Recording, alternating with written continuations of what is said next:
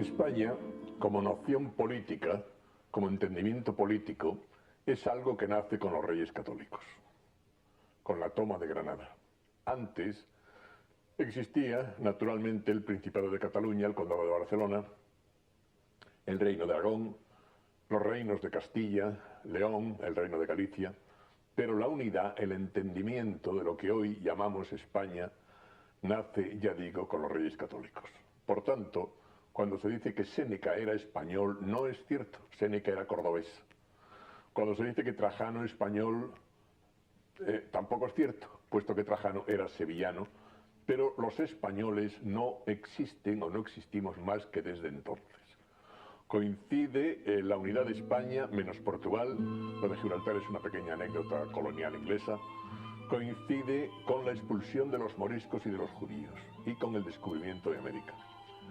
Naturalmente, esto acarreó una serie de circunstancias complejísimas que nos hacen pensar que el entendimiento de España no es nunca demasiado fácil ni obvio, como podría serlo el de otros países, quizá mucho más importantes de los que somos nosotros, como los recientes Estados Unidos de Norteamérica. En España, o en lo que después habría de llamarse España, coincidieron hasta los Reyes Católicos tres culturas, tres razas y tres religiones: judíos, moros y cristianos. El error de los Reyes Católicos, a mi juicio, fue expulsar a los judíos, que daban médicos ilustres, daban amanuenses magníficos, daban físicos, daban comerciantes, y a los moriscos, que eran los agricultores que cultivaban los campos españoles. Los caballeros cristianos dedicados a hacer la guerra, cuando terminaron con este menester, no sabían lo que hacer y España entró en la cuesta abajo. Hay unos bellísimos versos de Fernando Villalón, un gran poeta injustamente olvidado andaluz y muy reciente, de hace 60 o 70 años, no más, que hablando de los moriscos trataba de decir que no se habían ido, tampoco se fueron los judíos, ahora hablaremos de esto, que decían: islas del Guadalquivir, donde se fueron los moros que no se quisieron ir, allí quedaron naturalmente. Los judíos se fueron en una mínima parte, en una mínima proporción. Los demás, y en gran parte, se convirtieron al cristianismo o fingieron convertirse al cristianismo. Es lo que dio origen a los que se llamó marranos, los hijos y nietos de conversos. Pero cuidado, porque entre los marranos estaba nada menos que Santa Teresa de Jesús y nada menos también que Cervantes. Los judíos, que eran hábiles e inteligentes, lo siguen siendo, al pasar al catolicismo llegaron hasta las altas dignidades de la Iglesia. Y hubo un arzobispo, Santa María, que era naturalmente de origen judío, marrano, y varios inquisidores, el más dramático de todos ellos, Torquemada, porque, dado que no hay peor cuña que la misma madera, eran los que con más saña perseguían al resto de los judíos. En el año 1492, con la toma de Granada y con la conquista de los últimos reductos árabes en España, los historiadores con frecuencia hablan de reconquista, término que rechazo, porque no se puede llamar reconquista a una guerra que dura 900 años. 9 siglos durante los cuales, con harta frecuencia, moros y cristianos se aliaban para luchar contra cristianos y moros de la comarca colindante. Cuando se toma por los Reyes Católicos Granada y se emprende la larga aventura del descubrimiento de América, nos encontramos los españoles con un mundo ignorado, supongo que apasionante, sin duda ninguna, poblados por unas culturas curiosísimas, que algunas de ellas estaban en pleno auge, pero no muchas ya en franca decadencia, y poblados por unas personas que naturalmente querían defender lo suyo, lo cual es de un sentido común aplastante. La lucha entre los aborígenes y los españoles fue muy prolija, muy larga, y también corrió suerte muy varia, ya que no se puede decir que llevásemos la voz cantante ni los unos ni los otros durante mucho, mucho tiempo.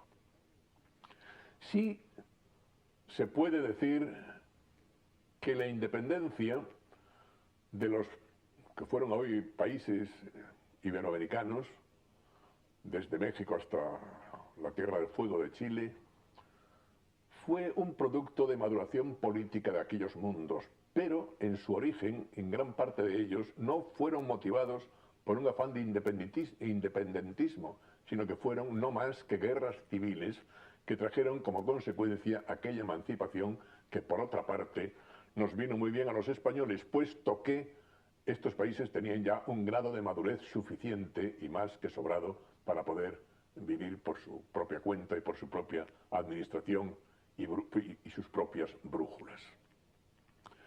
Esto llega a la paradoja en países como Venezuela, donde el ejército realista era todo de indios y el ejército patriota era todo con oficiales españoles. Esto naturalmente se ha escrito 1000 veces y no se trata de incidir en ello, pero sí de que el entendimiento entre América y España, o entre España y América, es algo que nos compete a todos. Mientras se quiera dejar una voz fuera, o no se traten de ver los problemas uno por uno y las situaciones también de una en una, con los ojos limpios de telarañas, estaremos perdidos.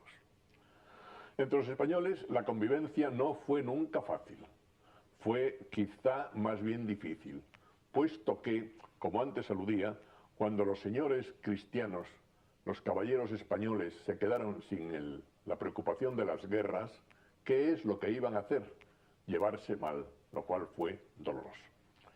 La sangría de América la he estudiado muy bien en un magnífico libro publicado por Revista de Occidente, titulado Los banqueros de Carlos V, don Ramón Carande, su autor, economista liberal de ilustre cuna intelectual, que dijo y que explica que Carlos V estaba sin una peseta para poder seguir haciendo la conquista y la explotación más o menos de América. Ahora bien, en todo caso sí podemos decir lo que es cierto, que mucho antes que los norteamericanos, perdón, que los ingleses en Norteamérica fundasen universidades, nosotros los habíamos fundado ya.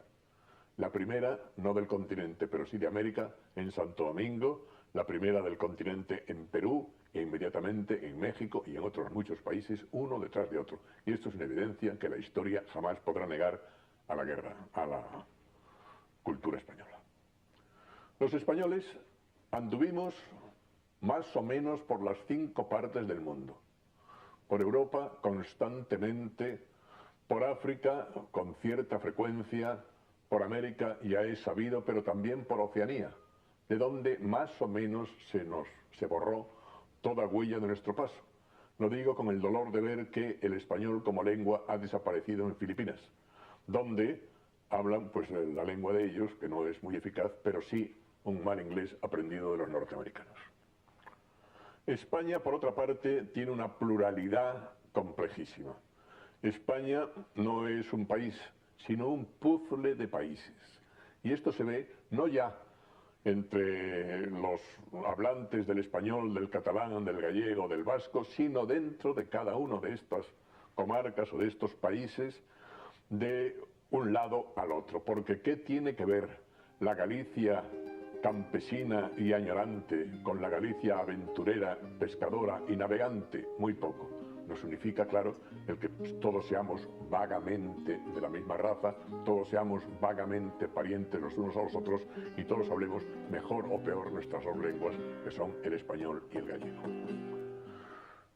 Sí me gustaría añadir, por último, que la aportación de la cultura española a la cultura universal no se ha considerado jamás en su justa proporción. Porque solo en el siglo XX la pléyade de pintores, escultores y escritores, empezando los pintores Picasso, Miró, Dalí, Tapies, Zuloaga, Solana, etc., los escultores Ángel Ferrán, Julio González, qué sé yo, Vittorio Macho, los escritores, la generación del 98 y la generación del 27, no voy a enumerarlas puesto que la conocen ustedes, Esto es un plantel que no lo han dado, no han aportado a la cultura juntos Francia, Inglaterra, Italia y Alemania. Estoy muy cansado de que los españoles tengamos que viajar por Europa pidiendo perdón, puesto que todavía tenemos que enseñarles a los europeos, y ahora con la Europa unida tendremos ocasión de hacerlo, dos cosas fundamentales para la buena marcha de los países, que son la afición a los toros y el hecho de dormir la siesta, que yo llamo yoga ibérico y es muy saludable.